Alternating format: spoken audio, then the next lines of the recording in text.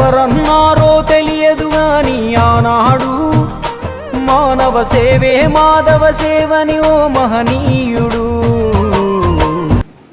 ఈ పేద పిల్లల్ని అప్పులు చేర్చుకొని వాళ్ళ విద్యాబుద్ధులు నేర్పించాలనేటువంటి మంచి సంకల్పాన్ని సురేంద్రకి తెలియజేసిన మన కవి గారు ఆ కార్యక్రమం ఆచరణలో ఇలా జరుగుతూ ఉంది. ప్రతి నెల వాళ్ళకి సరుకులు ఇవ్వడంతో పాటు వాళ్ళ విద్యాబుద్ధులు నేర్పించేటువంటి కార్యక్రమం కూడా కొనసాగుతూ ఉంది. ప్రతిరోజు ట్యూషన్లు ఇవాళ తక్కువ వచ్చాయి మనం ఇచ్చే వాళ్ళకి ప్రతి రోజు ట్యూషన్ సాయంత్రం కూడా జరుగుతూ ఉంది. మన సంస్థ పిల్లలకే కాకుండా పేద పిల్లలు ఎవరైనా సరే ఒక 10th క్లాస్ దాకా టీచర్లు పెట్టి చదివిస్తూ ఉన్నారు. వాళ్ళు మంచి చూసేదాన్ని కూడా పోస్ట్ ఆఫీస్లో 1000 రూపాయలు జమ చేయడం నెల జరుగుతూ ఉంది. వాళ్ళ తల్లిదండ్రులకి ఈ పిల్లలు భారం కాకుండా వాళ్ళ సొంత తల్లిదండ్రులు లేదు కాబట్టి వీళ్ళ చూసుకునేటువంటి పిల్లల్ని వాళ్ళకి ఆసరాగా నెల నిత్యావసర సరుకులు ఇవ్వడం జరుగుతుంది. ఈ కార్యక్రమంలో భాగంగా ఈరోజు మన రవి గారు ఎంతో ఈ కార్యక్రమానికి పవిత్ర సేవా సంస్థ ఈ స్థాయిలో ఉందంటే రవి గారు ప్రధాన పాత్ర ఉంది మన రవి గారు పట్ల. అదేవిధంగా ఈరోజు సంస్థ ప్రత్యేక ఆహ్వానంలో వచ్చిన రవి గారు శ్రీనివాస గారికి సంస్థకు ధన్యవాదాలు తెలుపుతుంది. మీరందరూ కూడా బాగా చదువుకొని ఇంత సపోర్ట్ ఇస్తున్నటువంటి సంస్థకి మీరు కూడా మంచిపోయి కావాలని, బాగా చదువుకున్న అభివృద్ధిలోకి రావాలని, అలా వచ్చినప్పుడే సంస్థకు మంచి పేరు వస్తుంది. ఈ కార్యక్రమం రూపొందించినటువంటి రవి గారికి కూడా మంచి పేరు పెట్టడం రావాలని అని కోరుకోరు. కేవలం చదువుకొని వృత్తులకు రావాలని అనుకుంటారు. ఈ మధ్య పేపర్స్ 10th క్లాస్ రిజల్ట్స్ కానీ ముందు ఇంటర్మీడియట్ రిజల్ట్స్ వచ్చాయి. ఒక్కొక్కరు 470, 490 అవుట్ ఆఫ్ 500కి సాధించారు మార్కులు.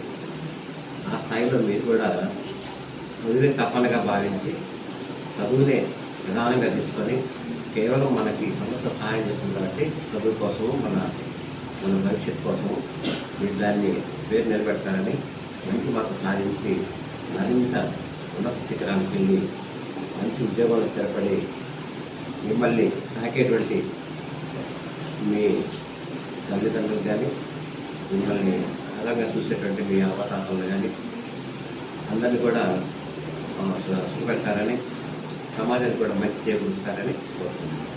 నమస్కారం. వేదికను అలంకరించిన పెద్దలందరూ కూడా నా నమస్కారం. అసలు ఈరోజు మేము నమ్మశక్యం కాని విషయం ఏంటంటే ఒక ఆటో డ్రైవర్ ఎంత పని చేస్తున్నాడా అనేసి.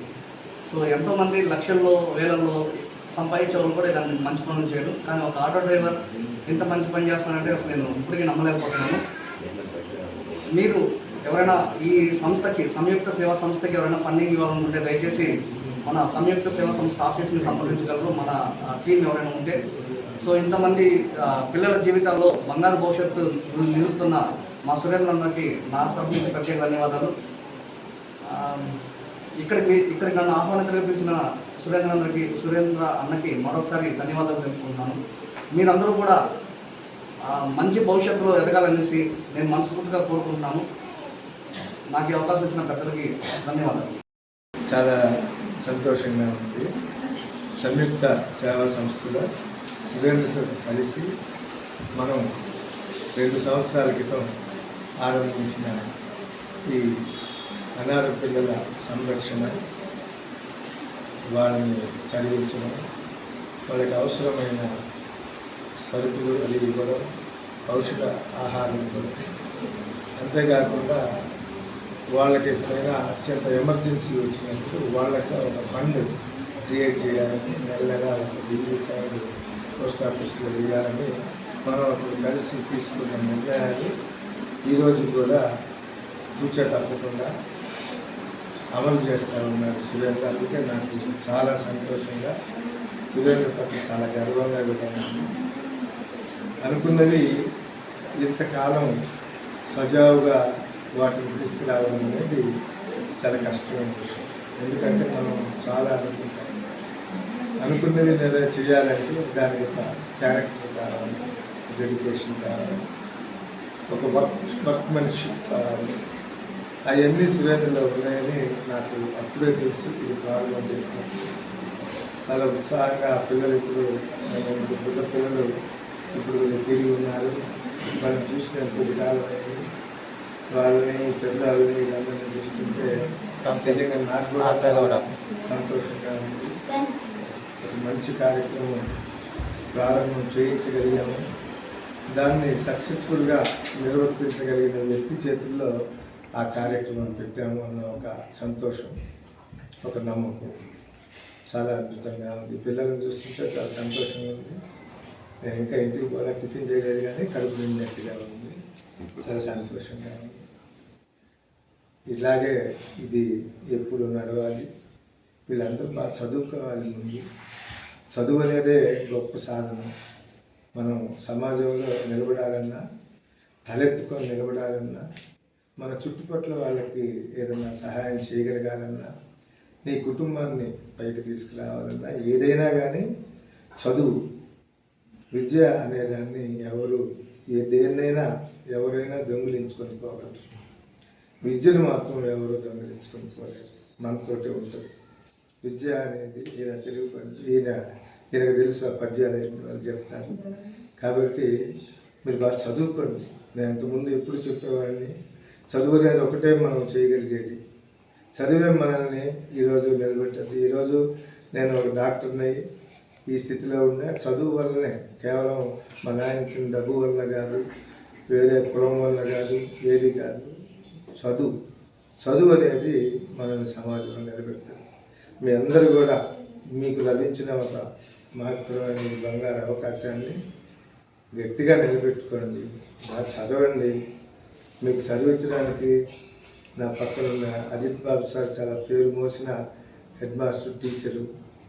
సురేంద్ర అటువంటి మొత్తం 3-4 ఉన్నారు ఇక్కడ.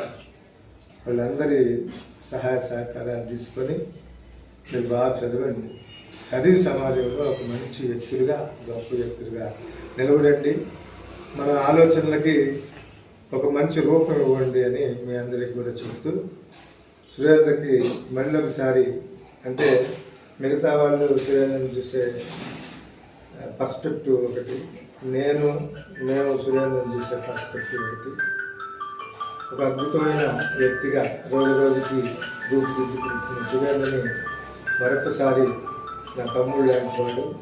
చాలా అద్భుతంగా మనం అనుకున్న వాటిని వేటినైతే మనం అప్పుడు డిజైన్ చేసామో వాటిని చాలా అద్భుతంగా నిలబడి, ఎటువంటి ఒత్తిడికి వెళ్ళకుండా, మధ్యలో అమ్మాయి పరిస్థితి చాలా దుర్భరమైన వీటన్నింటినీ తట్టుకొని నిలబడిన దానికి మరొకసారి సురేంద్రని గట్టిగా అభినందిస్తున్నాను.